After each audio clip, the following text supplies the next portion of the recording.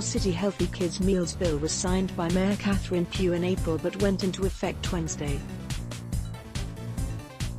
The health department will work with restaurants to help make the transition if they haven't already, said Drive Leanna Wen, Baltimore's health commissioner.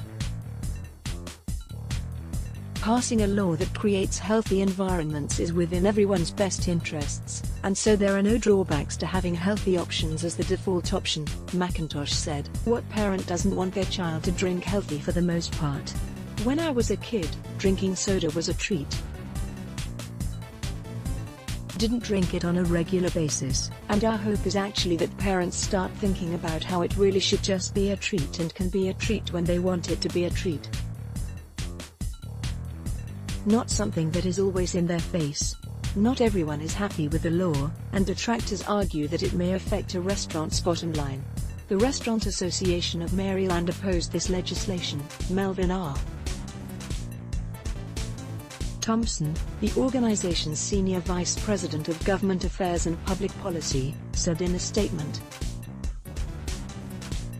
"Public policy that interferes with the minutiae of restaurant operations exacerbates the business challenges already facing city restaurants. Some quick service/limited service restaurants may be forced to use single servings of water, milk or juice for children's meals, which often cost more per serving than fountain drinks." Thompson added, "The increased cost could cause some restaurants to either increase the price of children's meals or sell beverages separately. Such a change in the bundled price, or selling beverages separately, may reflect negatively on restaurants if customers perceive a decrease in the value of children's meal pricing.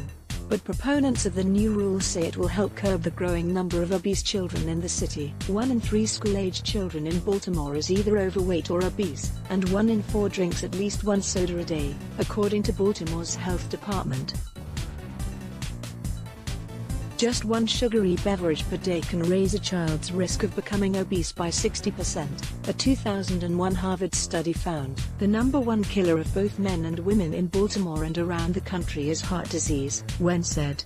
That's fueled by high blood pressure, diabetes and obesity. I'm an emergency physician, and it used to be that I treated only adults with these problems. Now, I'm treating children who are 8 years old and weigh over 200 pounds. I see teens as young as 13 years old who have high blood pressure and adult onset diabetes. 7 cities in California and the county of Santa Clara, as well as Lafayette, Colorado, have instituted similar regulations, according to Baltimore officials. The department coordinated and collaborated with them to learn from their experiences, Wen said. Other major cities like Philadelphia, Seattle and San Francisco have implemented additional taxes for sodas. A bill to place warning labels on sugary drinks in Baltimore failed 2 years ago. The bottom line about this legislation is that it is a win for public health, Wen said. This is something that parents, together with community members, with public health officials, with doctors, with pediatricians, this is something that we have championed that's for the best interest in the public health of our children.